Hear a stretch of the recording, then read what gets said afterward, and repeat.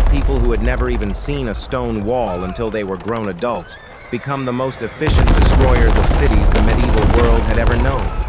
And what if I told you that their deadliest weapon was not a sword, not a bow, but a single, ruthless idea? In the year 1258, the largest and richest city in the entire Islamic world went silent with dread. It was a place of libraries and scholars, the intellectual heart of a whole civilization, and now it stood surrounded by an army of more than 100,000 soldiers. The man who ruled that city had been warned for months that this storm was coming, and he did almost nothing to prepare. Within 2 weeks, the walls were shattered. Within days after that, the streets were choked with the dead, and it is said that the great river running through the city turned black with the ink of countless books hurled into the water. One of the most glorious cities ever built was reduced to rubble, ash, and silence. So here is the question I have spent years of my life trying to answer. How did a people who grew up in felt tents on the frozen grasslands, a people with no written language and no fortress of their own, become the only men on earth who could crack open the strongest walls ever raised? That transformation did not happen overnight, and it most certainly did not happen by accident. Stay with me, because the answer will change the way you think about power forever. Welcome back to the channel, my friends. And if this is your first time here, let me say I am truly glad you found us. I have spent the better part of my life studying medieval warfare, walking through the ruins of old fortresses and reading the accounts of the men who lived and died beneath their walls. And this is one of the stories that has never let go of me.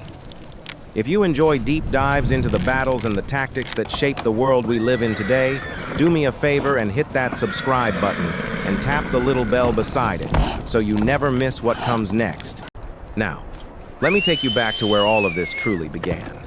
In the early years of the 1100s, no one was paying any attention to the vast grasslands at the heart of Asia. The tribes scattered across that endless steppe were poor, divided, and constantly at war with one another. And to the great empires nearby, they were nothing more than a rumor on the horizon. Life out there was harsh in ways that comfortable, settled people could barely imagine. In the depth of winter, the temperature could fall to 40 degrees below zero. Families lived in round, portable felt tents, and they packed up everything they owned and followed their herds across hundreds of miles of open land with every change of season. There were no permanent buildings. There was no written language, and there were no forges capable of producing heavy weapons of war. Everything a family owned had to be light enough to be carried on the back of a horse. To the powerful civilizations along their borders, these were simply primitive people living a primitive life. And those civilizations were mighty indeed. To the south, one great dynasty ruled northern China from behind some of the most formidable fortifications on the face of the earth. Farther west, a wealthy empire dominated Persia and Central Asia, its treasure locked away inside walled cities famous for their splendor. And at the very heart of the Islamic world sat that shining capital I told you about, drowning in centuries of accumulated knowledge and gold. These were empires built on farming, on trade, on the written word, and on stone. The steppe people, by contrast, built nothing that lasted and simply followed their animals across the grass. If you had asked anyone in those royal courts about the Nomads, back in the year 1162, the very year a certain boy was born on the banks of a cold northern river, they would have told you those tribesmen were useful only as buffer states and hired mercenaries, and nothing more. They had absolutely no idea what was coming for them. That boy would grow into the most consequential conqueror the world has ever seen. By the year 1206, through a rare combination of military genius, shrewd political marriages, and the ruthless elimination of every rival who stood in his way, he had done the impossible and united all the warring tribes of the steppe under a single banner. He took a new title, one that roughly means universal ruler, and almost at once he set his gaze on the world beyond the grasslands. But he faced a problem, and it was an enormous one. His warriors were, without question, the finest horsemen alive. They could ride for days without rest. They could loose an arrow with deadly accuracy from the back of a galloping horse. and they could perform sweeping maneuvers across open ground that would leave any other army looking like it was standing still. Yet a walled city was an entirely different kind of enemy. You cannot shoot an arrow through 20 feet of packed earth. You cannot outflank a wall. And you most certainly cannot outrun a fortress that simply sits there and waits. For an army whose entire soul was built on speed and motion, the stone wall was a riddle with no obvious answer. So the real question becomes, how on earth did he solve it? The answer began to reveal itself in the year 1211, when the great conqueror led his horsemen south and struck into northern China. There he found a network of fortified cities linked by defensive walls, garrison towers, and mountain passes that had been engineered for one purpose: to strangle a cavalry army. And at first, that is exactly what they did. Out in the open field, the outcome was never in doubt. The Nomads devastated the countryside, scattered every army sent against them, and won engagement after engagement as though they were shooting at targets nailed to the ground. But the moment an enemy commander pulled his men back behind a set of city walls, everything changed. The horsemen would ride in circles around the fortress, cut its supply lines, and try to starve the defenders into the open. Sometimes it worked, but often it took months, and in some cases it took years. There were even times when they simply gave up, shrugged, and rode off to find an easier target, leaving the fortress untouched behind them. Now understand what that meant for an army that lived and breathed on speed. Every single week spent sitting outside a wall was a week the enemy could gather reinforcements, a week their own supplies stretched thinner, and a week that all their terrifying momentum quietly bled away into frustration. Sitting still was, for these men, a slow form of death. And this is the exact moment that separates our conqueror from nearly every other warlord in human history. Faced with a problem he could not solve, he did not call it impossible, and he did not decide it was beneath him. Instead, he studied it. And rather than wasting years trying to invent a solution from nothing, he did something far simpler and far more brilliant. He stole one. When his forces captured Chinese soldiers, they did not put the engineers among them to the sword. They recruited them. Skilled siege operators, catapult builders, and military architects were pulled out of the prisoner lines and offered a place inside the army, not as slaves in chains, but as valued specialists with protection, with resources, and with real status. And there was a cold, clear logic behind it all.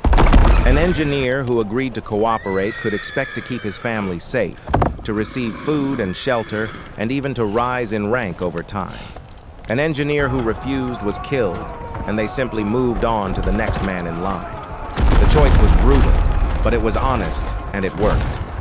In time, thousands of Chinese specialists came to serve in the siege units, and they brought with them an intimate knowledge of the very fortifications they had once been trained to build and defend.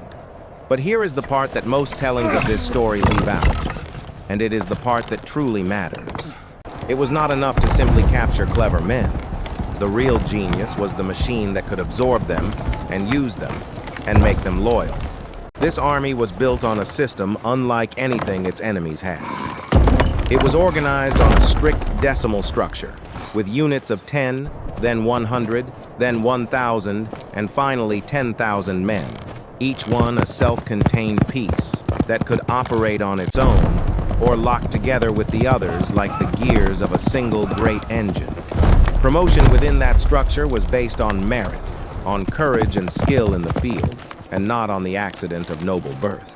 And think about what that meant for a captured foreign engineer.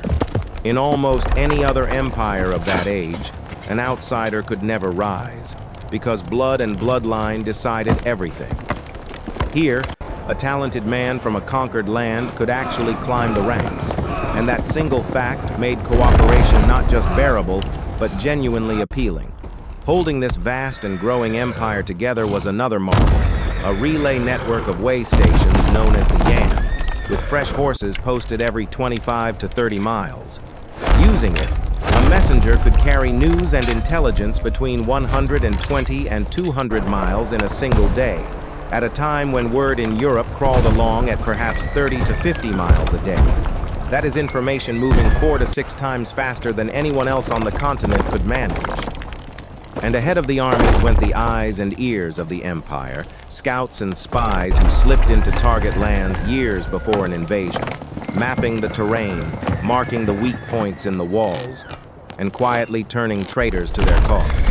This is the real reason their reputation always seemed to arrive weeks before the army itself. Now you can see how quickly it all came together. By the year 1215, the force that closed in on the northern Chinese capital looked nothing like the pure cavalry that had crossed the border only 4 years before. These men now wheeled Chinese catapults into position to hurl heavy stones against the ramparts. They loosed fire arrows soaked in a burning oil that could set wooden structures ablaze from a great distance. And they organized captured laborers into engineering teams that dug trenches, raised earthen ramps, and built siege works under the direction of the very men who had once designed those walls. They surrounded the city, cut off its food, and turned its own massive population into a weapon against it, because so many mouths to feed became a death sentence once the granaries ran dry. Starvation crept in, and when the city finally fell, it was sacked with a ferocity meant to be remembered. It was not merely a victory. It was a statement, written in fire, for the whole world to read. And here is what tells you everything about the mind of this conqueror. After that triumph, he did not disband his engineers or treat them as a tool to be discarded. He made them a permanent part of the army. From then on, the siege specialists traveled with the horsemen on every campaign, maintaining their machines and improving them between battles, folding in new techniques and new captured mines with each city that fell. In truth, the army had become something the world had never seen before, a kind of military university on the move, constantly learning, constantly testing what it had learned against the next set of walls. Every siege taught the next one. What worked was repeated, and what failed was thrown away. But breaking the cities of China was only the beginning. Because when this restless conqueror finally turned his gaze to the west, the world was about to witness a side of his warfare that was, in many ways, even more terrifying than his machines. Now, most people believe the war in the West began with ambition, with a hungry conqueror simply reaching for more. But the truth is stranger, and far more human than that. It began with an insult. In the year 1218, the Great Khan was not looking for a war in the West at all. He was still busy in China, and what he wanted from the wealthy empire of Persia and Central Asia was trade. So he sent a caravan of roughly 450 merchants to open the roads of commerce between them. But when that caravan reached a border city, the local governor seized all of its goods and executed every single man in it, branding them as spies. Even then, the Khan held his temper. He sent envoys to the ruler of that empire, asking only that the guilty governor be handed over for punishment. And here, the ruler made the single worst decision of his life. He had the leader of that peace delegation put to death, and he shaved the beards of the others and sent them home in humiliation. Now, to these steppe people, an envoy was sacred, an untouchable thing, and to murder one was beyond forgiveness. When that offending governor was finally captured, it is said he was executed by having molten metal poured on him. Sit with the lesson in that for a moment. The arrogance and cruelty of one proud man had just unleashed a nightmare upon an entire civilization. And the nightmare came with a chillingly simple philosophy, one that the West had never faced before. These conquerors understood that the cheapest siege of all is the one you never have to fight. So before their army arrived, a message would arrive first. Surrender now, open your gates, and pay your tribute, and you will be spared. Resist, and every living thing behind your walls will be put to death. This was no bluff. They enforced that promise with absolute, unwavering consistency, and that consistency was the entire point. When one great trading city received this ultimatum, its garrison wanted to fight, but the ordinary people had already heard the stories of what happened to cities that resisted. So the citizens themselves rose up, overthrew their own soldiers, and threw open the gates. The conqueror rode into the central mosque, stood before the terrified crowd, and, as the story goes, declared that he was the punishment of God. The city was looted, but it was largely spared, and the message could not have been clearer. Cooperate and live. Resist and cease to exist. The famous capital of that empire, a place ringed with mighty defenses, received the very same choice. Now, the old chronicles, written by scribes loyal to the Khan, claim it was defended by more than 100,000 soldiers. But I want you to be careful with numbers like that, because a more honest estimate places the true garrison closer to 10,000. That fortress, which should have held for months, fell in only 5 days. Part of that was a trick as old as war itself, a false retreat that lured tens of thousands of defenders out from behind their safe walls and into open slaughter. And part of it was simple terror. The men on those walls had heard what happened to cities that fought, and many of them chose to lay down their arms rather than face it. The cities that did choose to resist received exactly what had been promised. One city in Persia killed a beloved general with an arrow from its walls, and when it fell in the year 1221, the attackers reportedly killed nearly every living soul inside, and stacked the skulls into grim pyramids for travelers to see. Another ancient city, once among the largest in all the world, was put to a similar sword. A Persian historian later wrote that well over 1,300,000 people died there.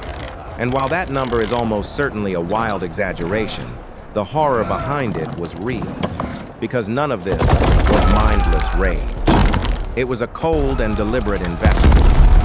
Every city made into an example lowered the resistance at the next 5 cities down the road.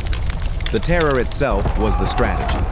Yet when terror alone was not enough, they reached into the most varied toolbox of siege weapons the medieval world had ever assembled. They flung heavier stones from bigger machines. They used a petroleum-based fire that clung and burned. They filled the air with choking smoke to mask their advance, and they rolled forward enormous wheeled shields covered in wet animal hides so that fire arrows could not set them alight. Now, you will often hear that these armies used gunpowder bombs everywhere they went, but I have to be honest with you, because the careful historians tell us there is no solid evidence they regularly used gunpowder weapons outside of China itself. What they truly mastered was something darker. They would round up captured prisoners and terrified villagers and drive them forward ahead of the assault, forcing them to fill the moats and to absorb the arrows meant for the soldiers behind them. Imagine standing on your own wall and being ordered to fire down upon your own countrymen, your own neighbors, pushed toward you at the point of a sword. That is a weapon that breaks the heart long before it breaks the gate. And when a river itself stood in their way, at one city in the year 1221, they simply dammed it and turned its course, flooding parts of the city while cutting the water off from the rest, an engineering feat that should have been impossible for a people who had been pure nomads just 20 years earlier.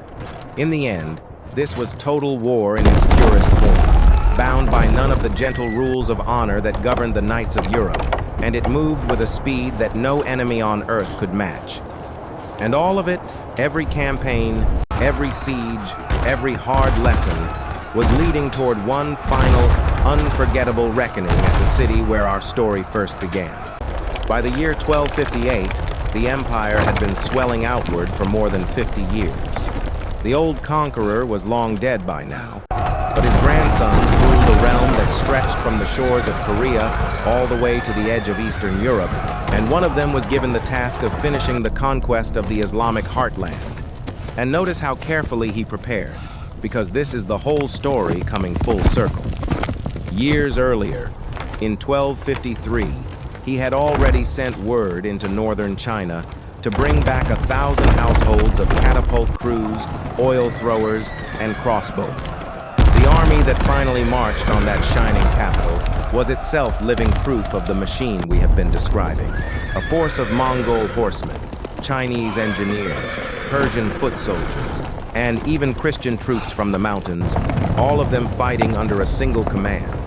Inside the city, meanwhile, the ruler was lost in his court entertainments and ignored every warning that reached him. His commander assured him that the walls and the great river would be defense enough, then marched out to meet the enemy in the field. It was a fatal mistake. The attackers broke the river dikes behind his army, and the flood trapped his soldiers in the mud, where they were destroyed. With that army gone, the city was surrounded, and the siege engines pounded the walls for 2 weeks until the eastern defenses crumbled. What followed was 40 days of looting and fire. And the ruler himself was said to have been rolled inside a carpet and trampled beneath horses, a death chosen for royalty, so that his noble blood would never touch the bare ground. Now, this is the point where I have to be honest with you, because the truth matters more than the legend. For centuries, people have said that 200,000, or even a full 1,000,000 souls, perished in those days. But careful historians today believe those figures are greatly exaggerated, even if the real death toll still reached well into the tens of thousands. And that fabled house of learning, that famous library, had in truth already declined long before this final blow, though the city still held as many as 36 libraries within its walls. So let me frame it as I believe it truly happened. This was not a single moment that erased all human knowledge in one stroke. It was the final crushing blow against a world of learning that had already been fading for generations. And somehow, understanding it that way makes the loss feel more real and more tragic, not less. But the machine still had one last lesson to teach, and it came in southern China at a river fortress that simply would not fall. There, under the grandson who would become the first emperor of a new dynasty, the army met a wall it could not break for 5 long years. The defenders kept the city alive with supply boats slipping along the rivers, and the old catapults simply could not reach far enough to do real harm. So the emperor did exactly what his grandfather would have done. He looked beyond his own world for the answer, and he summoned 2 Muslim engineers, one from a city in the south of modern Iraq and one from Damascus, who traveled thousands of miles across the empire to reach him. What they built was a monster, a counterweight trebuchet that could hurl a stone weighing between 90 and 100 kilograms across a distance of some 300 meters, far beyond anything the defenders could answer. The walls that had held for 5 years began to crack, and the fortress fell. And I want you to truly appreciate what that weapon was. It was designed by Arab and Persian minds, commissioned by a Mongol emperor, and built in China to destroy a Chinese fortress. It belonged to no single people. It belonged to all of them at once. And here is a final chapter that most storytellers never even reach. Nearly a century later, the descendants of these conquerors were besieging a Genoese trading port on the Black Sea coast when a plague broke out inside their own camp. And in their desperation, they did something monstrous and unforgettable. They loaded the bodies of their own plague-ridden dead into their catapults and hurled them over the city walls, in what many consider one of the earliest recorded acts of biological warfare. The terrified traders who fled that city by sea may well have carried the sickness home with them and helped ignite the Black Death, a pandemic that would go on to kill somewhere between 75 and 200 million people. Now, I must tell you that this story rests on a single second-hand account, and serious scholars argue that even if it happened, it was not the true cause of the plague spread across the world. But whether the tale is fact or legend, the idea behind it is chilling all the same. That very same mind, the one that turned every captured tool and every conquered skill into a weapon, may have turned death itself into one. So what is the real answer to the question I asked you at the very beginning? How did nomads from the grasslands shatter the strongest cities on Earth? It was not some secret weapon passed down in the dark. It was that they became the most relentless learners in the entire history of warfare.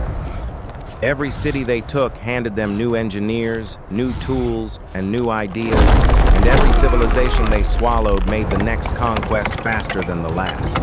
Their legacy was written into stone itself, because after them, walls across Asia and Europe grew thicker, and moats grew deeper. Kingdoms in Eastern Europe rebuilt their old wooden defenses in stone, and in China, a later dynasty poured its wealth into the mighty stone Great Wall that still stands today. In the end, they did not merely conquer cities. They permanently changed how the world thought about defending them. Some scars, my friends, never truly heal. But the knowledge of how to inflict them that they made certain would live forever. Now I would love to hear from you. Of all the sieges we have talked about today, which one do you believe was the most devastating? Leave your answer down in the comments. Give this video a like if you enjoyed the journey. And subscribe so you are here with me for the next deep dive into the tactics that shaped our history.